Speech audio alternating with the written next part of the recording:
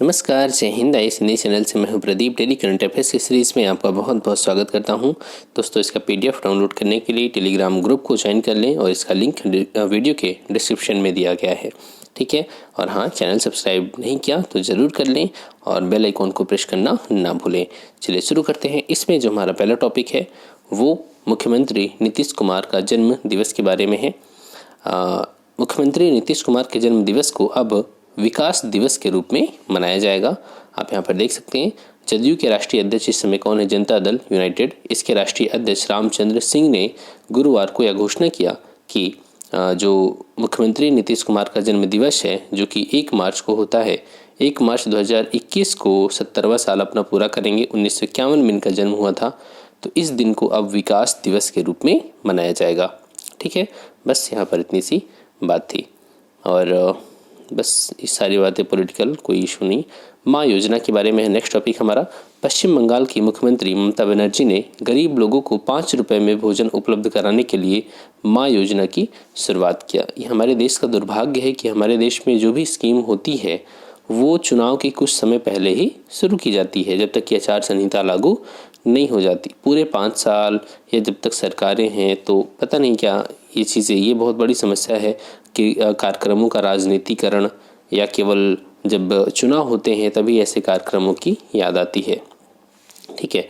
पश्चिम बंगाल की मुख्यमंत्री ममता बनर्जी ने 5 रुपये में भोजन उपलब्ध कराने के लिए माँ योजना की शुरुआत किया है। इसमें चावल, दाल, सब्जी, अंडा करी 5 रुपये में मिलेगा। ठीक है। और राज्य सरकार जो है इसमें 15 रुपये की सब्सिडी भी वहन करेगी। कहने का मतलब टोटल खर्च 20 रुपये का है, तो इसमें 15 रुपये सरकार देगी और 5 रुपये कस्टमर को पे करना पड़ेगा। ठीक है। और इसके लिए 100 करोड़ रुपए सरकार ने आवंटित किया गया है, सरकार के द्वारा आवंटित किया गया है और इसे सेल्फ हेल्प ग्रुप के द्वारा संचालित किया जाएगा। सेल्फ हेल्प, स्वयं सहायता समूह के द्वारा इसका संचालन किया जाएगा। ठीक है।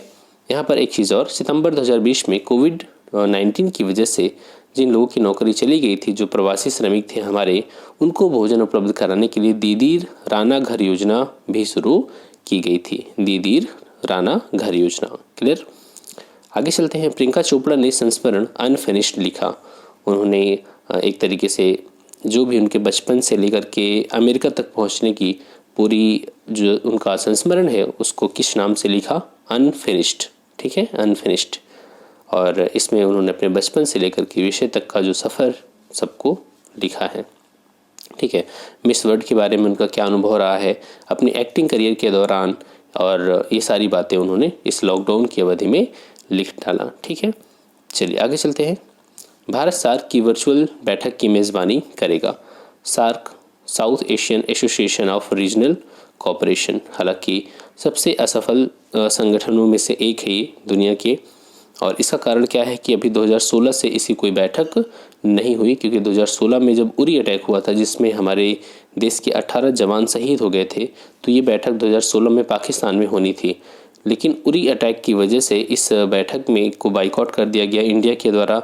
साथ में बाद में फिर भूटान, बांग्लादेश, नेपाल, इन सभी ने भी बाइकआउट कर दिया। ठीक है। और कहा कि जब तक कि ट्रांस बॉर्डर जो टेररिज्म है वो ख़त्म नहीं हो जाता, तब तक सार्क जैसे समिट का आयोजन या इसमें पार्टिसिपेट करना पागलपन होगा। भारत ने कल भी, मतलब भारतीय प्रधानमंत्री नरेंद्र मोदी जी ने कहा कि जब तक कि आतंकवाद नहीं खत्म होता, सार्क को हम मजबूत नहीं बना सकते, क्योंकि इसमें जो सार्क की सफलता है वो भारत और पाकिस्तान के संबंधों पर ज़्यादा निर्भर करती है। अगर पाकिस्तान के साथ भारत के संबंध अच्छे नहीं हैं, और जो कि पाकिस्तान कभी नहीं चाहता, ठीक है, तो इस वजह से ये जो सार्क है ये हमेशा से कमज़ोर रहा है, क्योंकि इसके सार्क की मजबूती भारत और पाकिस्तान के बीच कैसे संबंध है इससे डिसाइड होता है। और पाकिस्तान हमेशा चाहता है कि सार्क में अब चाइना को भी शामिल किया जाए, ताकि भारत को काउंटर किया जा सके। ठीक है। तो कई सारे इश्यूज हैं। आइए बात कर लेते हैं अब। भारत सार्क की वर्चुअल बैठक की मेज़बानी करेगा। पाकिस्तान को इनवाइट भी किया गया है। अब देखना ये है कि वो इसमें शामिल होता है या नहीं होता है। ठीक है। और यह बैठक 18 फरवरी को आयोजित किया जाना तय है। ठीक है। इस बैठक के दौरान कोविड-19 संकट पर भी चर्चा की जाएगी। पाकिस्तान को इनवाइट भी किया गया है। ठीक है।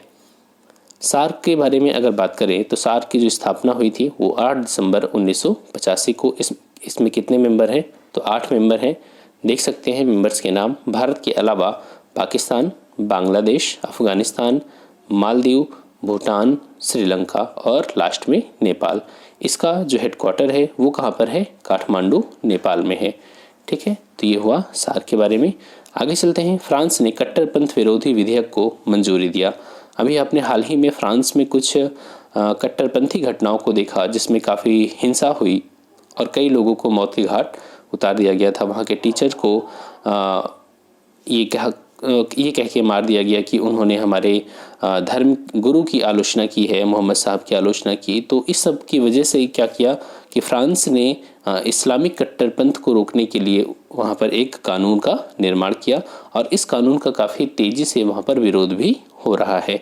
ठीक है, तो फ्रांसीसी संसद के निचले सदन ने इस्लामिक कट्टरपंथ से लड़ने के लिए एक कट्टरपंथ विरोधी बिल को मंजूरी दिया है। ठीक है, इसमें क्या बातें हैं? इसमें मस्जिदों और धार्मिक स्कूलों की सरकारी निगरानी को मजबूत करने की कोशिश की गई है। बहुविवाह, जबरन शादी, इनके खिलाफ भी कड़ी कार्रवाई का प्रावधान उस कानून में किया गया है। ठीक है, और काफ़ी ज़्यादा इसका विरोध भी वहाँ पर चल रहा है। अब देखते हैं कि सरकार इसको वापस लेती है या क्या करती है। अब चलेंगे हम क्वेश्चन की ओर। किस राज्य के मुख्यमंत्री का जन्मदिवस विकास दिवस के रूप में मनाने का निर्णय लिया गया है?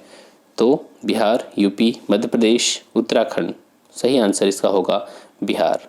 ठीक है, नीतीश कुमार के जन्म दिवस को विकास दिवस के रूप में मनाया जाएगा। आगे चलते हैं। किस राज्य ने गरीबों को सस्ता भोजन उपलब्ध कराने के लिए माँ योजना की शुरुआत किया? यूपी, बिहार, उड़ीसा, पश्चिम बंगाल। तो यहाँ पर इसका सही आंसर होगा वेस्ट बंगाल। ठीक है, माँ योजना 5 रुपये में दाल चावल, अंडा करी, ये सब चीज़ें। हाल ही में किस अभिनेत्री ने संस्मरण अनफिनिश्ड लिखा? तो अनफिनिश्ड जो है कंगना रनौत, तापसी पन्नू, प्रियंका चोपड़ा, अनुष्का शर्मा। यहाँ पर आपका सही आंसर होगा प्रियंका चोपड़ा। ठीक है, नेक्स्ट क्वेश्चन।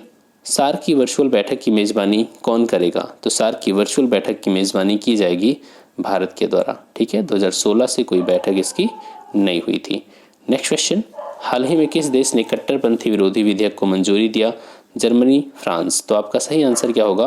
फ्रांस। ठीक है, चलिए तो दोस्तों ये आज का वीडियो। आई होप कि आपको अच्छा लगा होगा और प्लीज़ वीडियो को शेयर करना और लाइक करना ना भूलें। Thanks for watching.